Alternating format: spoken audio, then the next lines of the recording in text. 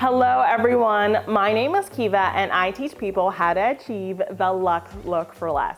In today's video, I'm sharing some interior design tips that will not only make your kitchen look luxurious, but it will also make your kitchen feel cohesive with the rest of your home. I don't know about you, but for most people, the kitchen is the heart of the home, but it doesn't always look the best. So I'm gonna give you all the tips and tricks that will leave your kitchen looking super elevated. Before we get into today's video though, please don't forget to subscribe, like this video, and check me out on Instagram. And if you want me to design your home, click the link down in my description box to my virtual design sessions. Now let's get into today's video. So I thought this was the perfect video because I recently made some modifications to my own kitchen. You guys know we live in a condo and everything was contractor grade. So we made a few modifications so that it fit better with our lifestyle and with our style. But tip number one is a really important tip. That tip is to make sure that your counter or bar stools work with the style of your home. So like I said, the kitchen is a room that often gets neglected, and often gets neglected because it is a room whose primary function is utility. You use the kitchen to make lunch, have your meals, cook, get organized. The kitchen is the most important room in the house, and therefore you just want it to be entirely practical. And a huge part of practicality is comfort. So when people are choosing their counter stools or their bar stools, they kind of just choose whatever thing is either the most comfortable or the thing that is the cheapest. Now, the cheap bar stools are never comfortable. I know they're easy when you first move into a home, but I say once you're settled, once you have the funds to get some high quality bar stools, resell those on Facebook Marketplace or Craigslist and invest in something good.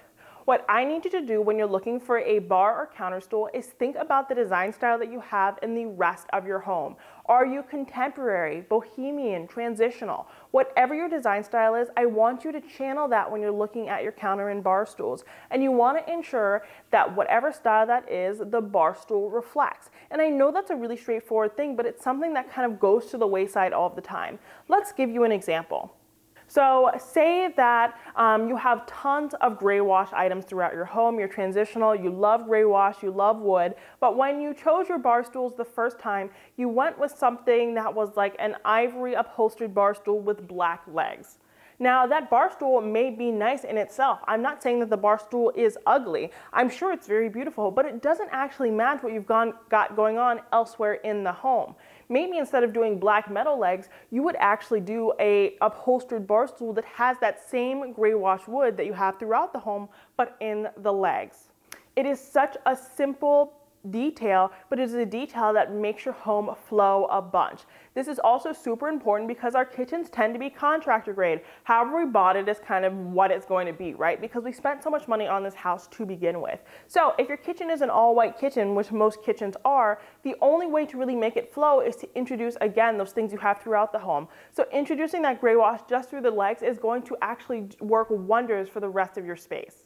When it comes to choosing bar and counter stools, I also want you to take in consideration how those bar stools look in your space. There's so many different types of bar and counter stools. You can have ones with high backs, low backs, ones that you can't see at all underneath the island. You need to figure out what actually works best for your design style. If you have an open concept and you cannot find a bar stool that really embodies your style, get one that's actually hidden under the countertop. No one ever has to know that it doesn't match, and it's kind of like an easy way to get through things. Plus, you're not getting a bar stool that blocks your sight line. If you're dealing with an open concept, you want to make sure that you can see all of the beautiful things your home has to offer from the kitchen. Now, if you're really struggling to establish your design style in the kitchen and you really feel like your bar and counter stools can help you accomplish this, get something with a high back. Get something that's really front and center and you're saying, hey, this is my design style, I'm establishing here, and this is exactly what you're gonna see throughout the rest of my home. Guys, I'm telling you, this is a tip that's really going to transform how you feel in your space. When you try it, be sure to let me know down in the comments, and I can't wait to see. The next tip on how to make your kitchen look luxurious is to be consistent with your color palette. When I make videos like this, you guys always know I harp so heavily on consistency because consistency is so important. Same thing. Our color scheme is black and white, right? You guys know this, you've seen our home, your family, you guys come over all the time. And our kitchen cabinets actually used to be a light gray. I'll put up a picture here, they were light gray. And there was nothing wrong with them, they were fine looking cabinets, but when you were on the living room side of our home, it kind of looked like a really nice contemporary and modern space. You know, you guys know the feel that we kind of go for in our home. And when you came over here, it kind of felt like we were in Joanna Gaines's kitchen. And there's nothing wrong with that. I love Joanna Gaines's kitchen, but it did not flow at all. So what we decided to do was actually get cabinets that were very similar in style and color to the color scheme we'd established elsewhere in the home. So instead of having light gray cabinets, we went for black cabinets. We could have also gone with white cabinets. Keeping that color scheme was going to really pack a punch and really understanding what our home is supposed to look like. Establishing the color scheme, it doesn't just have to do with the color of your cabinets, because sometimes that's just not in the budget. Something else you can do is be really consistent with your hardware. So you guys know we have that big, beautiful antique brass mirror from Restoration Hardware. So when we did have kitchen hardware, our hardware was also brass so that it was consistent. On our sideboard, we have brass. In our lighting, we have brass. It's brass, so that you know that KB and Babe love black, white, and brass. Even when it comes to the decorative accents you have in a kitchen, you want to repeat those colors. Now, what we're doing in our own kitchen actually is adding a little bit of earthiness, so that's not what we've done here. But if you really wanted your home to be really matchy, which is totally fine, I actually think that looks quite nice, you want to repeat those colors on your countertops as well if you do have decorative accents on your countertops. Now, this has to be my absolute favorite tip of the day, and that tip is to use vases and decorative vessels to store your cutlery, your cooking utensils, and things like that. Now, we've all been to Home Goods and we've been to the kitchen section, and you see those little canisters that have like a pig on them, and they're like, welcome to my farmhouse, or whatever. That's fine if you have a farmhouse, but if you don't, why are you bringing that home? Leave it at the store. Leave it at the store. But you're like, what do I put my kitchen utensils in? Do I just put it in something that's stainless steel? Do I get that marble one that everyone has? What do I do? And you could do that, but what I actually like to do is use decorative vases and vessels. So the same decorative accents that I would use on a sideboard, on my dining table, on my coffee table, on my shelves, these are the same decorative accents I'm actually using on my kitchen countertop. As you can see here, I actually have all of my wooden cookware in a really nice vase. So it's just a standard run-of-the-mill vase. It is white, it has the texture, it has some cream in it, it's repeating the textures and colors I have throughout my home already, and it looks really nice and decorative. It's not just like this huge, ugly stainless steel thing that's on my countertop. Of course, we have ovens, we have microwaves. There's some things that are just gonna be stainless steel. Not everyone's gonna pay to get like this special cover for all of those things. I'm not gonna pay for it. So this is what we've done, again, to establish some flow, to establish some cohesion. So with things like this, it totally depends on how comfortable you are with using decorative accents for your cutlery and things like that. So what I will say is what we do is, since our spoons are really nice and tall and the bottom part is never going to go in that vase, it doesn't really matter to me if it is food safe or not, because the part that I actually touches my food is absolutely never ever going to touch the bottom of the vase. I've also disinfected the vase, I clean it out, I make sure everything is good to go. So if that's something you're comfortable, I urge you to do that as well. Something else I do when I'm like, I don't know if this is food safe, I don't want to do this, I'll get a jar, you know, that ugly jar that we have, that stainless steel one, the one that we've had forever that does the job but doesn't look good, and I'll stick it inside of a vase, right? So I'll do the exact same thing. So I have the utility of one thing that I've already purchased, and then the utility of something else that we know I've already purchased because I can't stop buying vases. So it is the best of both worlds. I just think it looks a lot more high-end, it looks sophisticated, and again, it establishes style in the kitchen, because I don't believe in having anything on my kitchen countertops that doesn't actually provide me with utility. The kitchen, I mean, countertop space is a luxury. You just want to be able to cook, you want to be able to get your food, and having vases that have no utility over there, it's just annoying. You end up carrying them to a different room every single time, so let's eliminate that altogether. Now, this tip kind of goes hand in hand with the last one, but not only do I use decorative vases and vessels to hold my cookware, I also use them to hide my electronics. So Kiva, what electronics do you have in the kitchen? Well, I actually have a bunch. I have my Echo, I have my Alexa, I even have a camera that we use for the house. It's like our security camera. We leave that in the kitchen as well because we have an open concept. So we have all of these little things and we want to integrate them so they aren't so front and center, right? The Amazon Alexa, it is very useful, but it is also pretty unattractive. Did she just start talking to me? Anyway, so what I do is I actually take her, I'm gonna say her so that she doesn't come on. I take her and I put her in a big vessel like the one you see behind me. It has hydrangeas in it, again, in a little mason jar, and then beside it I can put my Alexa. Now I don't actually tend to do this with real florals, so right now it's just my hydrangeas, but when I have faux florals, I just stick my Echo in there, in with the faux floral so that it's nice and hidden. Make sure it's a big enough vessel so that you're not bending the cord. We don't want to have any electrical issues, but it's a great way to keep it hidden and also have it for its utility. I use it to set timers, to look up recipes, to listen to the news while I'm cooking, all of those good things. So I don't want to sacrifice not having it just because it isn't super cute. So that's what I like to do. When it comes to our security camera, now I'm not gonna put it in the vase, right? Because then you can't use it. But what I like to do is I integrate it into the decor. So I might hide it in between two vases a little bit so you can't really see it, but there's something decorative going on in front of it. I might put it on my pedestal, my wood stool that I have there, and I'll put it maybe next to a diffuser or a candle or something like that. So it's still there, you can still see it, but it isn't the only thing you see. You're not looking at those wires, the camera, stuff like that. It is a really nice little distraction. Now this is such a simple tip, but it really goes a long way because the countertop doesn't look cluttered. It looks decorative. Everything has two purposes and we love both of those purposes. Now this has to be the easiest way to actually make your kitchen look a little bit more luxurious. Change out your hardware and your lighting. And by hardware, I don't just mean your pulls and your knobs. I also want you to change out your faucets and things like that. So changing out a faucet is actually really easy. I know people are like, I can't DIY. My name's not DIY with KB. That doesn't need to be your name. That doesn't need to be your name for you to learn how to do something. YouTube is your friend, right? You're on YouTube right now watching this video. Use YouTube as a tool. I love to. That's how I learned how to change a faucet, how to install light. That's why I learned all of those things. And I've learned it quite well, I think, and all thanks to the lovely people of YouTube. So changing out things like that really helps elevate your space. So we changed out our faucet, and we changed out the faucet when we were a little bit more farmhouse. So it still right now doesn't perfectly emulate our design style, but it definitely looks a lot better than the contractor grade one, because before they had really polished silver hardware as opposed to chrome, which is what everything was.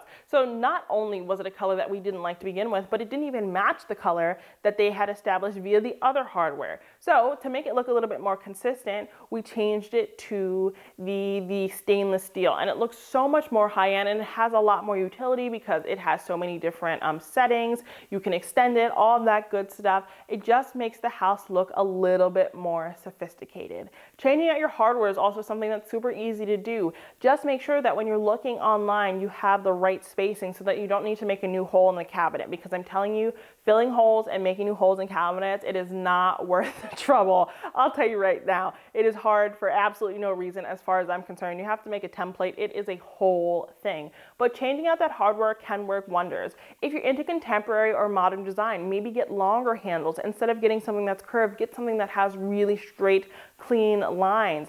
You can mix it up. So for your drawers, you can have pulls, and then for your cabinets, you can have knobs. You can switch it up and add some dimension. That's what I absolutely love to do. That's actually what we did with version 1 of our kitchen refresh. We changed all of our cabinets so that they had knobs, and all of our drawers so that they had pulls. It was just a little detail that said, oh, they thought a little bit about this, they thought about the utility, and they wanted to introduce some new shapes, because shapes are super important. Shapes add visual interest. So that's something that you can do super easily. Another modification you can make is switching out that lighting. So the pennants that you have above your island, adding a chandelier to your kitchen. These are all things you can really easily do. Trust me, when you go on Wayfair, when you go on Amazon, they come with little kits that tell you how to do it 1, 2, 3. I wouldn't tell you to do it if I didn't believe that you could do it, but they add some decor. So if you have a kitchen and you're like, I don't want to add anything to my countertops, Kiva, I want to leave it bare, that is just what works for me. You're gonna have to change those things that are a little bit more subtle but will pack a punch.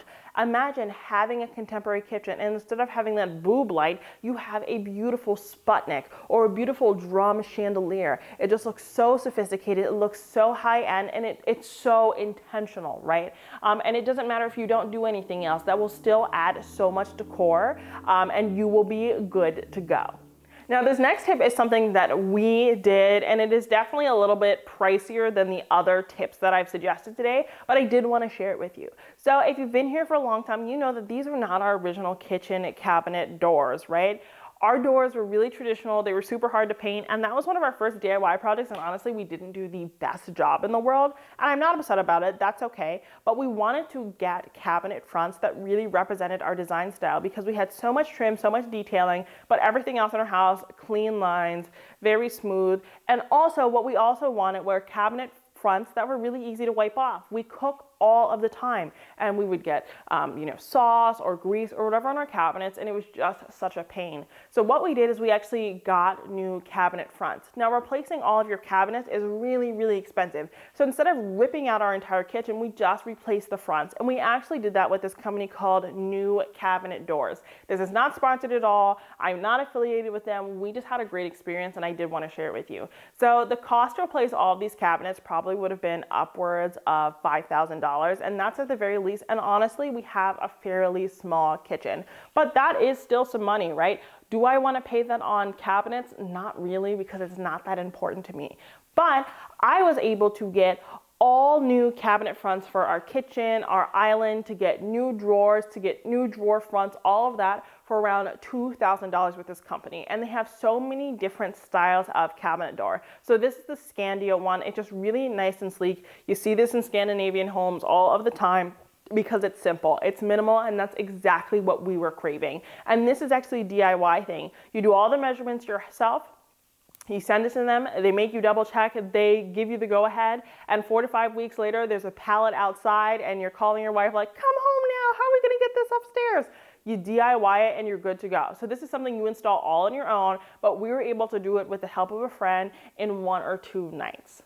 This is an upgrade that you can make if you really want to refresh your kitchen, you really want to bring it into the 21st century, you really want to make it look brand new, whether you're selling, whether you're just tired of looking at your old kitchen, but you don't want to really break the bank. This is a great, great option.